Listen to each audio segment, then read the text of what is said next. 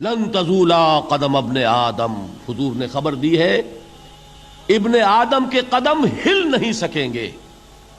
جیسے مجرم کھڑا ہوتا ہے کٹہرے کے اندر، اس کٹہرے میں سے ہل نہیں سکو گے حتی یسأل عن خمس، جب تک کہ 5 چیزوں کا حساب نہ لے لیا جائے.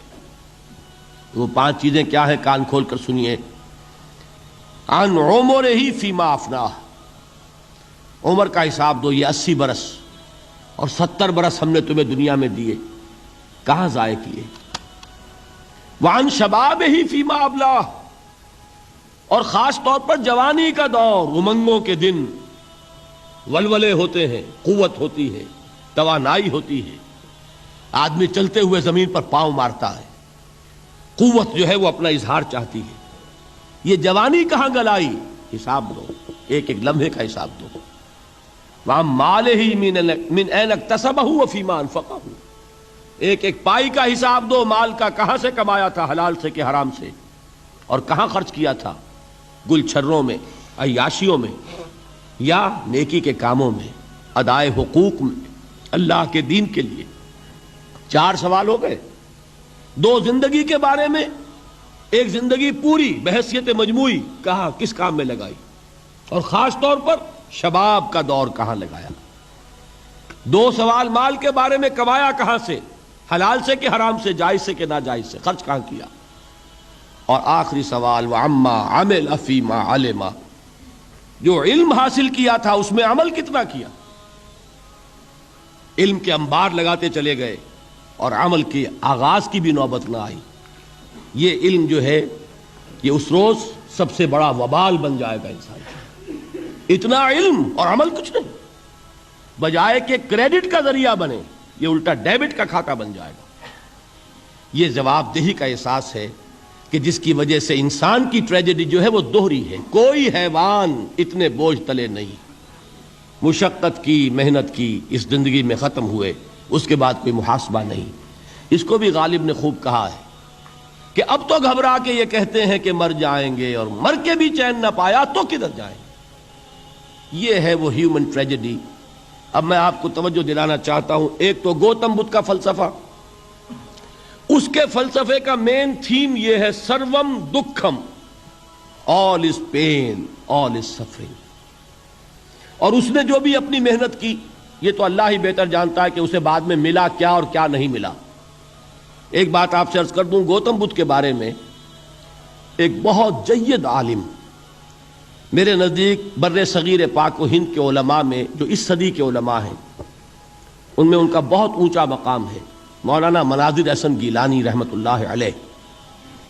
گیلان قصبہ ہے ایک بہار کا، وہاں کے رہنے والے تھے. ان کی زندگی زیادہ گزری حیدرآباد دکن میں، عثمانیہ یونیورسٹی میں استاد رہے. انہوں نے گوتم بدھ کے بارے میں یہ لکھا ہے کہ میرا یہ گمان ہے کہ وہ بھی اللہ کے نبی تھے، اور اس کی دلیل دی ہے.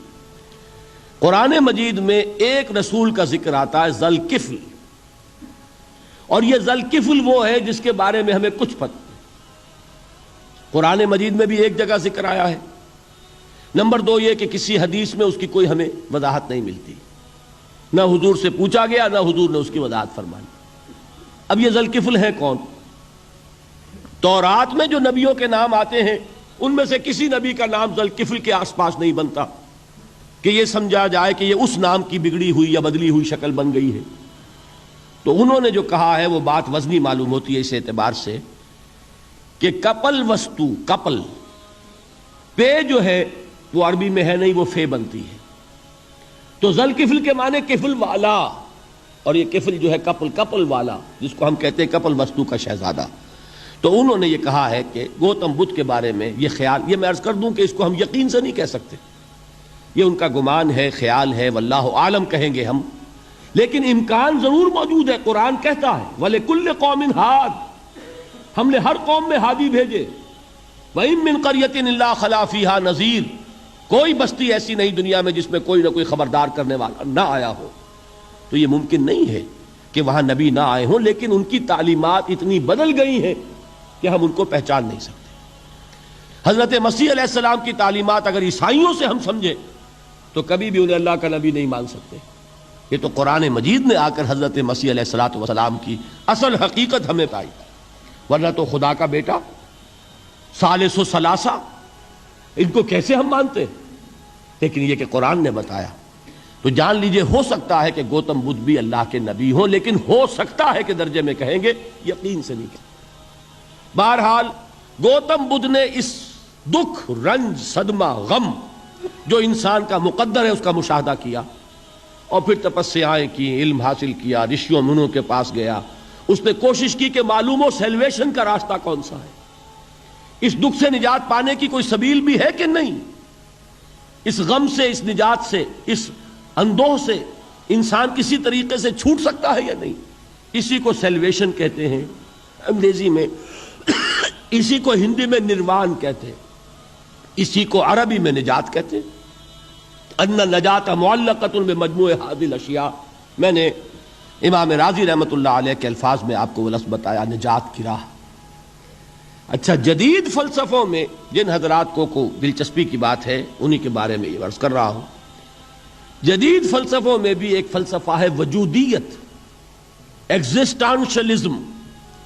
آپ نے نام سنا ہوگا سارترے، یہ فرینچ فلسفر، اور اس وقت دنیا میں جو نوجوان نسل ہے وہ بہت زیادہ متاثر ہوئی ہے سارترے کے فلسفے سے۔ کرکیگارڈ پرانے دور میں اور سارترے اس دور میں، ان کے فلسفے کا نام ہے وجودیت، ایگزسٹانشلزم۔ اس کا مرکزی خیال بھی یہی ہے، انسان کے لیے دکھ ہی دکھ ہے، صدمہ ہی صدمہ ہے، رنج ہی رنج ہے۔ صرف یہ ہے کہ کچھ حساس لوگ ہوتے ہیں وہ صدمے کو زیادہ محسوس کرتے ہیں، کچھ ذرا ان کی حس جو ہے وہ کچھ ڈل ہو جاتی ہے، کند ہو جاتی ہے۔ وہ جو غالب کا شعر میں نے آپ کو سنایا کہ مشکلیں اتنی پڑی مجھ پر کہ آسان ہو گئی، ورنہ یہ ہے کہ انسان سوچے تو دکھ ہے۔ اب یہ دکھ جو ہے اس سے نجات کا کوئی راستہ بھی ہے کہ نہیں، یہ کوسچن مارک ہے، جس کا جواب ہے تیسری آیت میں اِلَّا الَّذِينَ آمَنُوا وَعَمِلُوا الصَّالِحَاتِ وَتَوَاصَوْا بِالْحَقِّ وَتَوَاصَوْا بِالصَّبْرِ۔ جو ایک نا امیدی کی کیفیت طاری ہوتی ہے، وَالْعَصْرِ إِنَّ الْإِنسَانَ لَفِي خُسْرٍ، زمانے کی قسم ہے تمام انسان برباد ہونے والے ہیں، تباہی میں ہیں، گھاٹے میں ہیں، ٹوٹے میں ہیں۔ اس سے جو ایک مایوس کن صورتحال سامنے آتی ہے، اس مایوسی سے نجات دلانے والی آیت ہے تیسری آیت۔ ایک راستہ ہے، یہ امید کی کرن ہے، تباہی سے بچ سکتے ہو، ابدی بربادی، وہ بربادی۔ یہاں تو یہ ہے کہ ہم نے مشقتیں اٹھا لیں، فاقے جھیل لیے، تکلیفیں برداشت کر لیں، صدمے برداشت کر لیے، لیکن موت آئی، اس کا خاتمہ ہو گیا۔ لیکن اس کے بعد اگر خدا نہ خواستہ جہنم میں جھونک دیے گئے، وہ ابد الآباد تک کی، وہ ہمیشہ ہمیشہ کی جلن۔ قرآن کہتا ہے کہ اگر ایک کھال جل جائے گی، جھلس جائے گی، اللہ اور کھال دے دے گا۔ دیکھیے، یہ بھی جدید دور میں آپ کو معلوم ہوگا، بورس بکائی نے جو کتاب لکھی ہے، دی فرینچ سرجن، اس نے ثابت کیا ہے کہ قرآن مجید نے جتنے نیچرل فینومینا کا حوالہ دیا ہے وہ بالکل سائنس کے مطابق ہے۔ آج ہمیں یہ معلوم ہے کہ حس جو ہے وہ صرف کھال میں ہوتی ہے، کھال حساس ہوتی ہے، کھال اتر جائے نیچے جو ہے گوشت جلے گا، آپ کو تکلیف نہیں ہوگی۔ معلوم قرآن نے کہا ہے کہ جب کھالیں ان کی جھلس جائیں گی ہم نئی کھال دے دیں گے، تاکہ وہ سوزش جو ہے، وہ جلن کا احساس برقرار رہے، وہ ختم ہونے نہ پائے۔ حالانکہ اس کی ضرورت نہیں ہے، اگر اندر کا گوشت بھی حس والا ہوتا تو پھر کھال دوبارہ عطا کرنے کی ضرورت نہیں ہے، گوشت جلے گا، اس سے بھی جلن کا اور سوزش کا احساس ہو جائے گا۔ لیکن قرآن کہتا ہے کہ نہیں، کلما نضجت جلودہم بدلنا لہم جلودا غیرہا، جب ان کی کھالیں جھلس جائیں گی، جل جائیں گی، ہم ان کی کھالیں بدل دیں گے تاکہ وہ سوزش برقرار رہے۔ ثم لا يموت فيها ولا يحيا، پھر نہ وہ اس میں جی سکے گا نہ مر سکے گا، نہ زندوں میں ہوگا نہ مردوں میں ہوگا۔ موت کو پکارے گا، کاش کہ موت آ جائے جو مجھے اس مشقت سے اور مشکل سے چھٹکارا دلا دے۔